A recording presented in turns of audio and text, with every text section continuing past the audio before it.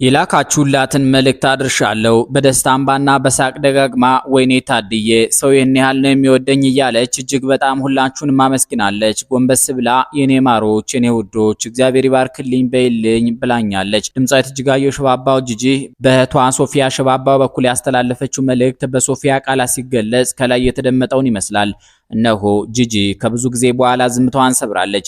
እኛም ይሄን መነሻ አድርገን ስለ እጅጋየሁ ሽባባው የትም ያልተሰሙ ምስጢሮችን ልናወጋችሁ ቀጣዩን ዝግጅት ይዘን ቀርበናል። ጂጂ ጠይም ናት፣ ብዙ አትኳኳልም። እዩኝ እዩኝ ስሙኝ ስሙኝ ብላ በመገናኛ ብዙሃንና በማህበራዊ ገጾች ላይ አትቅበዘበዝም። ነገር ግን በኢትዮጵያውያን ልብ ውስጥ ስሟ ሳይነሳ በየቤቱና በየመንገዱ ዘፈኖቿ ሳይደመጡ አድሮ አይውልም። በአንድ ጣፋጭ ሙዚቃ ስንኟ ውስጥ ሳላየው አላድርም አይነጋም ሌሊቱ ጀንበሯን ቀድሜ ደርሳለሁ ቤቱ እያለች እንደምትነግረን ፍቅረኛ እሷም ለጥበብና ለአገሯ ያላት ፍቅር ሌሊቱን የሚያነጋ ጀንበርን ቀድሞ የሚጓዝ የዘላለም ስንቅ ነው። ጂጂ በትውልድ ቀይዋ የበቀሉት ታላቁ የቅኔ ፈጣሪና ተዋናይ ቀኝጌታ ይፍታሔ ንጉሴ በሌሉበት በአገሯ ላይ በቃላት ድርድር ህዝብን ያስደመመው ጋሽ ጸጋዬ ገብረ መድኅን ባረፈበት በዚያ የ20ኛው ክፍለ ዘመን ማብቂያ 10 ዓመታት ውስጥ ብቅ ስትል ጥበብ አዲስ ነፍስ ዘራች። እሷ ቅኔን ከዘመናዊ የሙዚቃ መሳሪያዎችና ከባህላዊ ዜማዎች ጋር ያዋሃደች የዘመናችን ትልቋ የጥበብ ክስተት ናት። የእጅጋየሁ ሽባባው የጥበብ ምንጭ የተቀዳው ከተፈጥሮና ከባህል ማህፀን ነው። የተወለደችው በኢትዮጵያ ሰሜናዊ ምዕራብ ክፍል በጎጃም ምድር ቻግኒ በተባለች የተፈጥሮ በረከት በታደለች ውብ ከተማ ውስጥ ነው። በዚያች ብዙ አባላት ያሉት ትልቅ ቤተሰብ ውስጥ እያንጎራጎረች አደገች። ራሷ ስለ ልጅነቷ ስትናገር እንዲህ ትላለች። በጣም አስደሳች የልጅነት ጊዜ ነው ያሳለፍኩት። ዘፋኝነቴን በተፈጥሮ ነው ያገኘሁት። ገና ሕፃን ልጅ ሳለሁ ስዘፍን የሚሰሙኝ ቤተሰቦችና የአካባቢ ሰዎች ወደፊት ጎበዝ ድምጻዊት ልሆን እንደምችል ይሰማቸው ነበር። በዚያ ላይ ደግሞ ዙሪያዬን የተከበብኩት በቤተክርስቲያን መዝሙሮችና በባህላዊ ዘፈኖች ነው። ይህ የቤተክርስቲያን መንፈሳዊ ዜማና የገጠሩ ባህላዊ ውበት በጂጂ ውስጥ የማይጠፋ የጥበብ መሰረት ጣለ። የቅዱስ ያሬድ የዜማ ስልቶች፣ የዋሽንትና የክራር ድምጾች፣ በሰብል ስብሰባና በሰርግ ወቅት የሚሰሙት የገጠር እንጉርጉሮዎች ሁሉ በውስጧ ተቀረጹም። ጂጂ ተፈጥሮ ያደለቻትን ድምጽ ብቻ ይዛ አልተቀመጠችም። አካባቢዋን በጥበብ መነጽር ማየት የጀመረችው ገና በህፃንነቷ ነበር። ከዚያ በኋላ ግን ያንን የትውልድ መንደሯን ለቃ ወደ አዲስ አበባ ተጓዘች። አዲስ አበባ የጥበብና የዘመናዊነት መናገሻ ናት። እዚያ ስትደርስ በርካታ ምርጥ የዘመኑ ሙዚቃዎችና የአገሪቱን ተወዳጅ ድምፃውያን በቅርብ ርቀት የመመልከት እድል አገኘች። ይህም በውስጧ ከፍተኛ መነቃቃትን ፈጠረባት። በዚያን ወቅት የነበሩትን ታላላቅ ድምፃውያንን ስታደምጥ እሷም አንድ ቀን የራሷን አሻራ እንደምትጥል ታውቅ ነበር። የጂጂ የጥበብ ጉዞ በኢትዮጵያ ድንበር ብቻ አልተገደበም። ከኢትዮጵያ ወደ ኬንያ ካመራች በኋላ እዚያ የነበሩትን የተለያዩ የአፍሪካ ሙዚቃዎችን አጽንኦት በመስጠት ማዳመጥ ጀመረች። ወደ አሜሪካ ከመሻገሯ በፊት 2 ዓመታትን በናይሮቢ አሳልፋለች። ያ ዘመን ለሷ ተራ የስደት ዘመን አልነበረም። የሙዚቃ እውቀት አድማሷን ያሰፋችበትና ራሷን ለዓለም አቀፍ መድረክ ያዘጋጀችበት ወርቃማ ጊዜ እንጂ ያ ወቅት የሙዚቃ እውቀት አድማሴን ያሰፋውበት ነው። ያ ዘመን ራሴን ወደ ዓለም ሙዚቃ እንዳቀርብ ረድቶኛል ብዬ አስባለሁ። ወደ አሜሪካ ከመጣሁ በኋላ ደግሞ ከተለያዩ አንግሎች የተለያዩ ጉዳዮች የሚያወሩ የራሴን ግጥሞች መጻፍ ጀመርኩ። ለዚህ ደግሞ በትውልድ መንደሬ በአዲስ አበባ በኬንያና በአሜሪካ ያገኘኋቸው የህይወት ተሞክሮዎች ብዙ ረድተውኛል። ከዚህ ሁሉ ጀርባ ደግሞ ቃላት ገልጾ የማይጨርሰው የፈጣሪ እርዳታ አለ። ትልቁን ስፍራ የሚይዝ በመሆኑ መዘንጋት የለበትም ትላለች። ወደ አሜሪካ ከመጣች በኋላ የጂጂ ጥበብ አዲስ መልክ ያዘ። ኒውዮርክ ተቀምጣ ቻግኒን የዘፈነችልን ጠቢብ በሚሲሲፒ ተማርካ አባይን አልዘነጋችም። እንደሷ ገጠሬነትን በተባበሩ የአሜሪካ ግዛቶች እየኖረ የኳለ የገጠር ለዛና የአገርን ፍቅር ከዘመናዊው የጃዝና የፖፕ ሙዚቃ ጋር ያዋሃደ ከያኒ በታሪክ አይታወቅም። የእጅጋየሁ ሽባባው ከፍታዋ ባድዋ ልክ ውበቷ ያበሻ መልክ ኪነቷ የአፍሪካ ገጽ ነው። ጥቁሮች የሰውነትን መስመር ያሰመሩበትን ታላቅ ድል አድዋ በሚለው ድንቅ የሙዚቃ ስራዋ ስትገልጠው የሰማው ሰው ሁሉ ሰውነቱ በስሜት ይወረሳል። ጂጂ ለአገሯ ኢትዮጵያ ያላት ፍቅር ልዩ ነው። ባለቅኔዋ ሶሪት በአንድ ተወዳጅ ሙዚቃዋ ላይ ያገቡሻል ይፈቱሻል አሁንም ድንግል ነሽ የምትላትን አገሯን ለዓለም ስታስተዋውቅ ያላትን ኩራትና ፍቅር አልደበቀችም። አፍሪካን ፖፕ ለተሰኘው ታዋቂ መጽሔት አዘጋጅ ስትናገር አቢሲኒያ በጣም የምወዳት ሀገር ኢትዮጵያ ናት። አቢሲኒያ የጥንት ስሟ ነው በማለት የአገሯን ታሪክና ክብር በዓለም መድረክ ላይ ከፍ አድርጋለች። በሷ እይታ ኢትዮጵያ የብዙ ነገስታትና ገዢዎች መጫወቻ ብትሆንም ክብሯና ማዕፀኗ ግን ዛሬም ድረስ አልተደፈረም። ዛሬም እንደነበረች ድንግልና ንጽሕት ናት። ይህንን የቅኔ ፍልስፍና በሙዚቃዎቿ ውስጥ ስትናገር የምትጠቀማቸው ቃላትና ዘይቤዎች ጥልቅ አስተሳሰብን የሚጠይቁ ነበሩ። እሷን ያደመጠ ሰው ተራ የሙዚቃ አፍቃሪ ሆኖ አይቀርም፣ የታሪክ የፍልስፍናና የባህል ተማሪ ይሆናል እንጂ። ጋዜጠኛ የጥያቄዎች ቋት ነው። እሱ በሚወረውራቸው ጥያቄዎች የተጠያቂው ልብ ይደማል። ሲደማም የውስጥ ሰቆቃና አሳዛኝ ቃላት ይወጡታል። የአፍሪካን ፖፕ መጽሔቱ ጋዜጠኛ ለእጅጋየሁ የሰነዘረላት አንድ ጥያቄ ነበረ። በዚህ 10 ዓመት ውስጥ ምን ያህል ጊዜ ወደ ሀገርሽ ተጉዘሻል ይሰኛል። ይህ ጥያቄ ቀጥተኛዋንና ስስ ልብ ያላትን ሴት ተረባበሻት። ከአትላንቲክ ማዶ የምትናፍቃትን ውብ ሀገሯን እያሰበች ወደ አባባ በዓይኖቿ የመንፈስ እንባ እየፈሰሰ እንዲህ ስትል መለሰች። አሁን ገና ሆዴን የሚያባባኝን ጥያቄ ጠየከኝ። ከሀገሬ ከወጣሁ ወዲህ አንድም ጊዜ ተመልሼ ሄጄ አላውቅም። ይህ ሊሆን የቻለው ግን በእኔ ፍላጎት ሳይሆን በአጋጣሚዎች አለመመቻቸት ነው። ነገር ግን አገሬ ሁሌም ትናፍቀኛለች። በተለይም ደግሞ የትውልድ መንደሬንና ገጠሩን ሳስበው እንባዬ ይመጣል።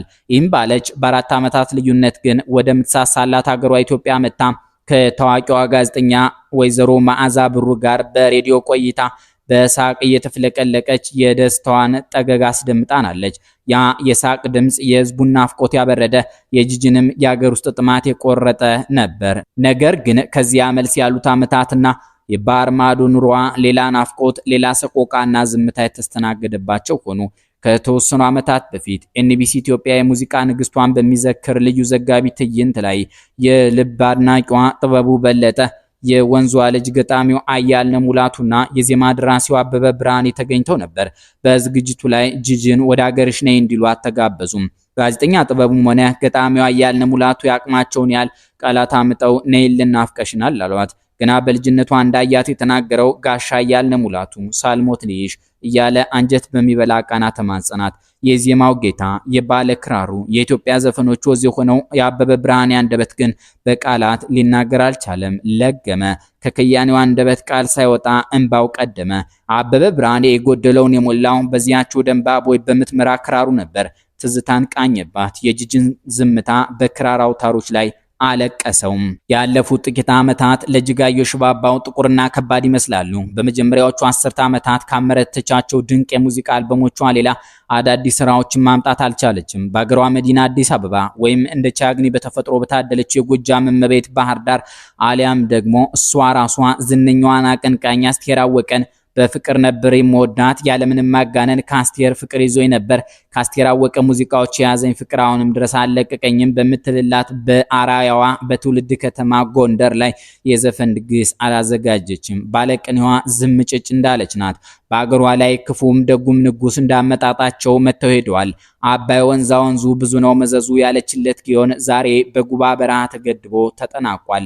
እሷ ዘመን አመጣሽ የዘር በሽታ መድኃኒት አለው የማታ ማታ እያለች የዘፈነችለት ማህበራዊ ህመም ዛሬም በቴዎድሮስ ካሳሁን ግርማሞ ቴዲ አፍሮ የኢትዮጵያዊነት አሁን ነው ተራው ተብሎ በሌላ መልክ ተዘፍኗል። ነገር ግን በዚህ ሁሉ ትልቅ ታሪካዊና ማህበራዊ ግርግር ውስጥ ንግስቲቱ የለችም።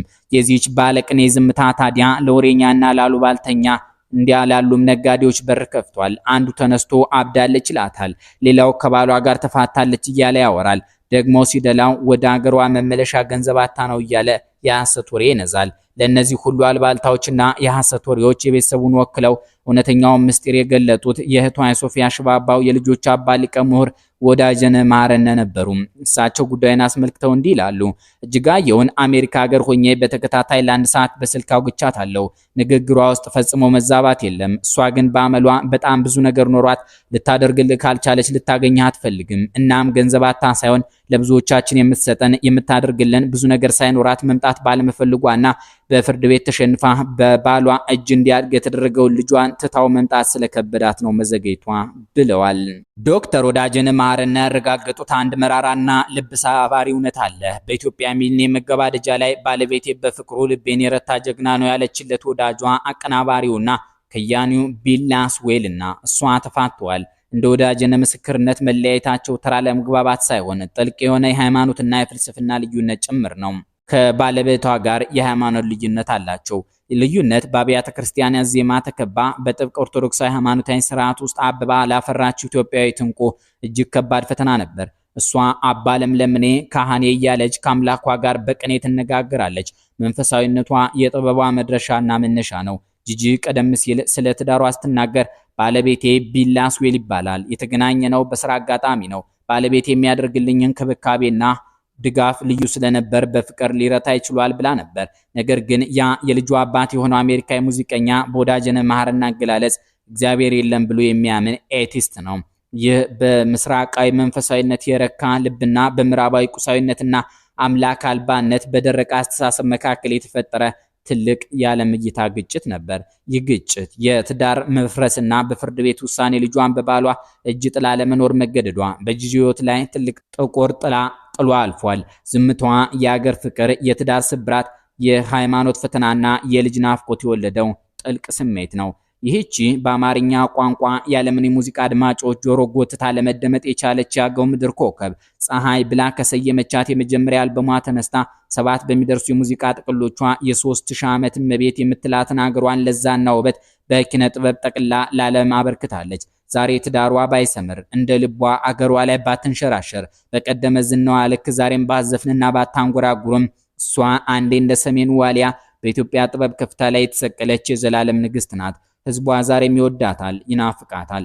እህቷ ሶፊያ ሽባባው ያደረሰችው መልእክት የህዝቡን ፍቅርና የጂጂን የውስጥ ስሜት በግልጽ ያሳያል። እሷ በደስታ እንባና በሳቆና ወይኔ ታድዬ ሰው ይሄን ያህል ነው የሚወደኝ ስትል የኢትዮጵያ ህዝብን በምላሹ አዎ ከምታስቢው በላይ እንወድሻለን፣ ጥበብሽ የትውልድ እንጀራ አቆራርጦ እንደ ኢትዮጵያ እድሜ ለዘላለም ይኖራል ይላታል። ጂጂ የትናንት የዛሬና የነገ የጥበብ ማህተማችን ናት። ዝምታዋም ቢሆን ራሱ ኃይለኛ ቅኔ ነው። አበቃን። ሰላም ይስጥልን።